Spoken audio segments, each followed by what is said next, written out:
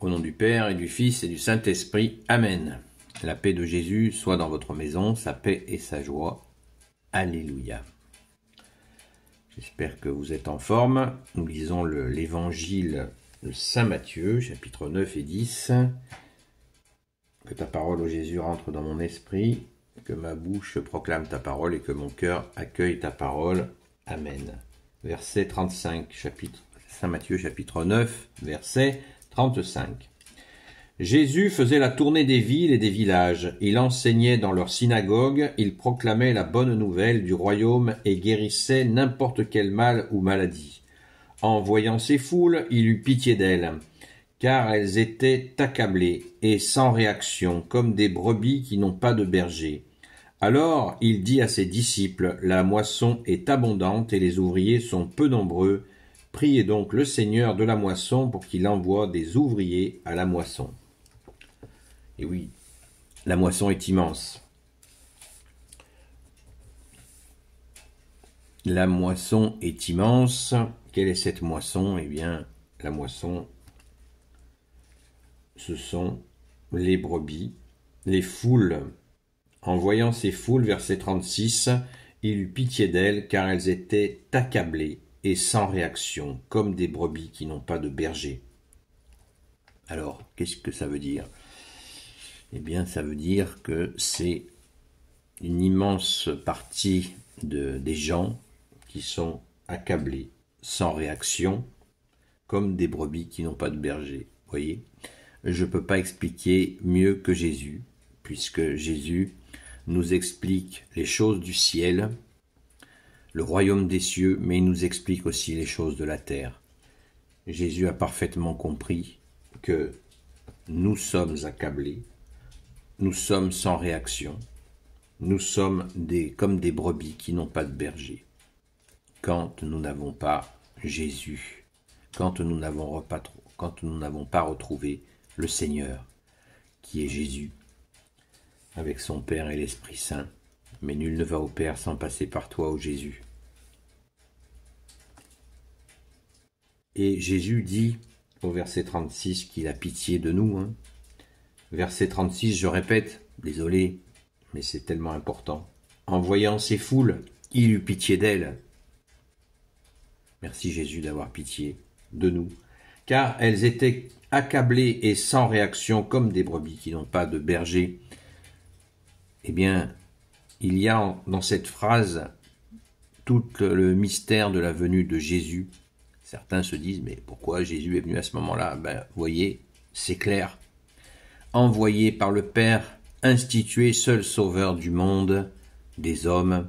Donc, accueillons le bon berger que tu es, Jésus.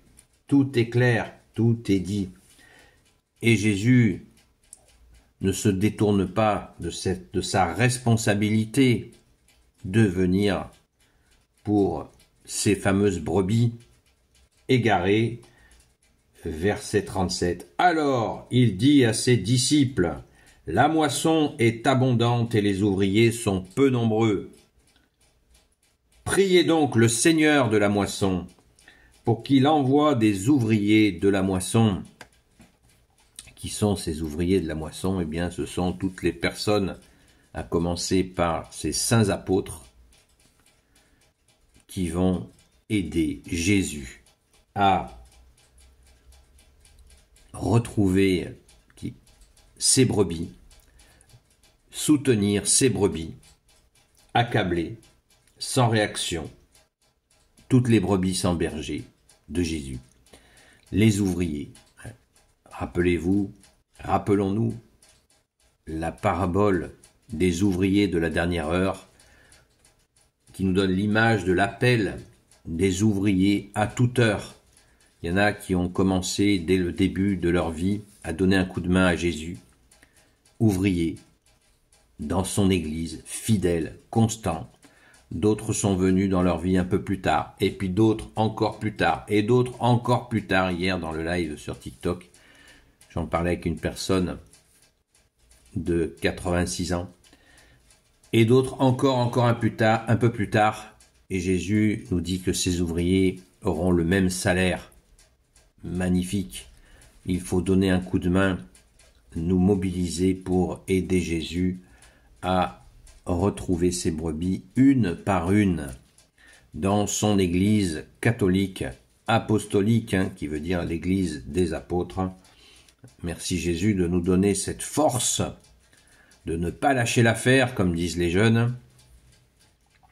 Ils disent beaucoup de conneries, les jeunes, mais cette expression, elle est belle quand il s'agit bien sûr de quelque chose de vertueux.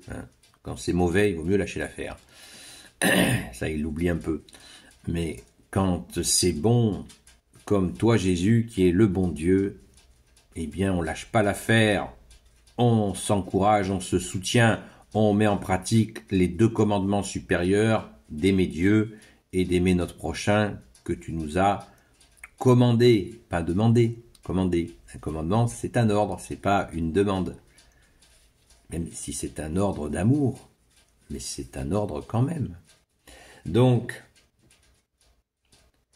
soutenons-nous les uns les autres en Jésus le Christ Jésus, pas bien sûr avec nos nombrils, mais avec la force que nous donne Jésus pour être ouvrier, sans se proclamer non plus apôtre. On va le voir dans la lecture suivante. On ne se proclame pas soi-même apôtre. C'est Jésus qui appelle les apôtres, puisque apôtre veut dire envoyé. J'entends trop souvent des gens qui disent « Ah oui, mais tu es apôtre de Jésus. » Non, non, moi je ne suis pas apôtre de Jésus. Pas du tout. Pas du tout. Les apôtres sont les apôtres. Les 12, c'est les 12.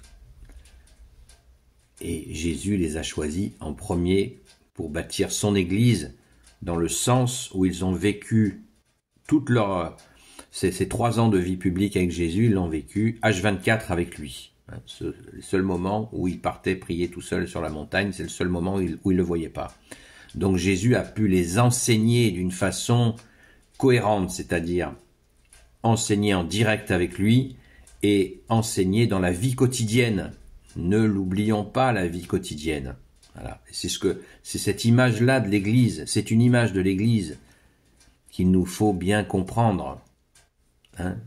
L'Église, c'est une communauté. Église veut dire rassemblement. Donc, au quotidien, nous soutenir, nous aider, nous aimer, bien sûr, avec des personnes qui veulent bien, parce qu'on ne peut pas forcer les gens à être aidés. Là, comme je le dis souvent, aider est la chose la plus difficile au monde à faire. Il n'y a pas plus difficile que d'aider les gens. Mais on peut y arriver par le miracle de la grâce de Jésus le Christ Jésus, comme dit le grand Saint Paul. Et le grand Saint Paul, il en sait quelque chose puisqu'il a mis en place les premières communautés catholiques. Il a dû s'arracher les cheveux quelquefois. Je vous prie de le croire.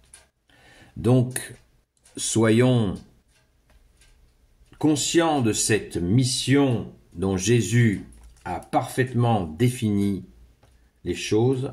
En voyant ces foules, il eut pitié d'elles, car elles étaient accablées et sans réaction, comme des brebis qui n'ont pas de berger.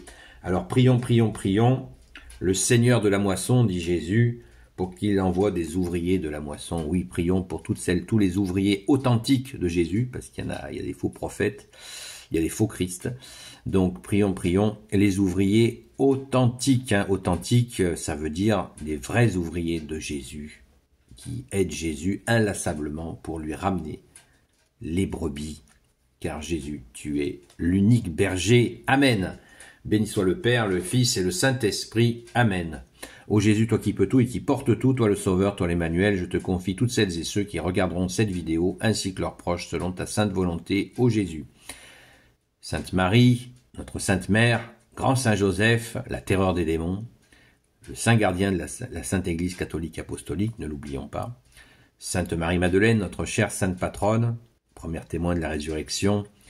Et vous, tous les saints et saintes, amis de toi Jésus, Saint Michel Archange, Saint Gabriel Archange, Saint Raphaël Archange, et tous les anges qui te servent, ô Jésus, je vous confie toutes celles et ceux qui regarderont cette vidéo, ainsi que leurs proches, selon ta sainte volonté, ô Jésus. À très vite!